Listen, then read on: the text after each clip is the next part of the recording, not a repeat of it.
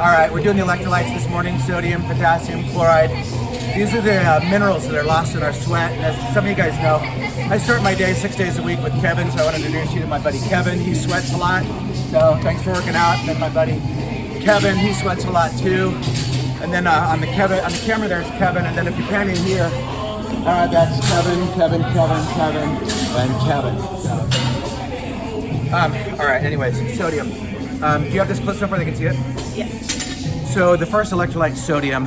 In German, that's natrium. So the Na+, you guys know sodium's highly reactive, so that's the ionic form.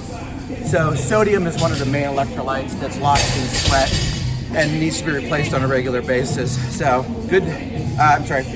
main function, both sodium and potassium are on opposite sides of the membrane for both neurons and for muscles, and so you need these electrolytes to drive nerve impulses to the muscle so that the muscle can function. So for sodium, potassium, and chloride, the main function is muscle function and nerve function. So the other one on here is sodium and potassium attract water to themselves, and so they're also involved in fluid balance. And the reason that's important is because if you have channels that will move sodium through the membrane, water will follow. So if you're low on sodium, oftentimes you're low on fluids. If you have excess of sodium in your body, then you often have excessive water as well. So muscle and nerve function, to a lesser extent, fluid balance. Deficiency, poor muscle and nerve function. That mostly manifests itself as muscular cramps or tight muscles. A lot of times when you have fluid shifts in the muscle during exercise, the muscle itself will get dehydrated, and so you'll end up with abnormal fluid shifts, and so you get cramps. If you have somebody that has a chronically low sodium, either low sodium intake or excessive sodium loss in the sweat, you worry about heat stress. Again, low sodium, low water content, you're more likely to have heat exhaustion. For sodium, look at the good food source. Do you guys see how I put the G in parentheses? Sodium is typically really excessive in the North American diet, and so you don't usually have to find food sources to add sodium. It's in packaged, preserved, canned foods. It's used as a preservative, and anytime you put salt on something, it's going to have a lot of sodium, obviously. So food sources are almost any of the processed foods that we eat. Typically, the North American diet has plenty of that. So that's sodium. One last thing about sodium. There's a phenomenon referred to as sodium sensitivity. You guys aren't making funny faces, are you? Okay, tell them to smile. Excessive sodium causes excessive water inside the vasculature, where it can lead to elevated blood pressure. So sodium sensitive hypertension is a phenomenon that goes with excessive sodium, and most notably a kidney imbalance that doesn't allow the kidney to excrete enough sodium. So excess sodium intake can be hazardous for your cardiovascular system. All right, last two, potassium and chloride.